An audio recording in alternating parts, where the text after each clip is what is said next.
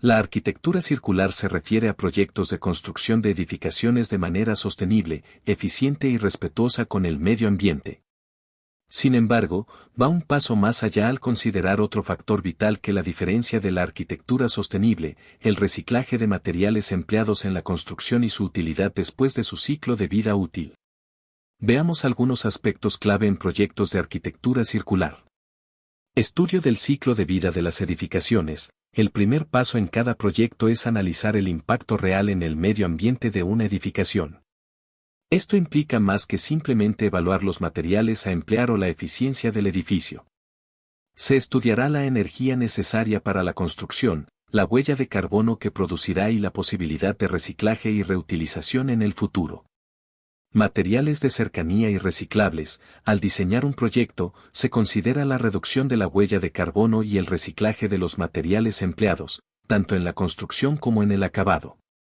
El uso de materiales locales cerca del área de construcción reduce la huella de carbono.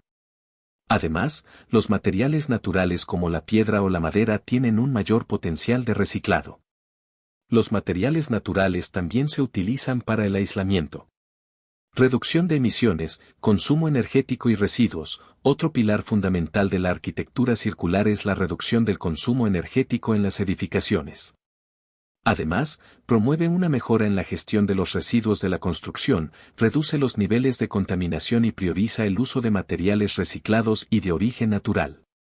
En resumen, la arquitectura circular busca evitar los efectos negativos de la industria de la construcción al optimizar recursos y promover la reutilización de materiales, contribuyendo así a un entorno más sostenible y consciente del medio ambiente. Tu Casa Real aplica estos principios en el diseño de nuestro kit de estructura de entramado de madera.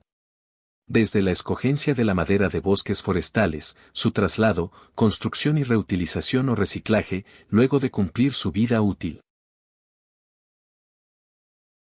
Kit de estructura para mini casa real.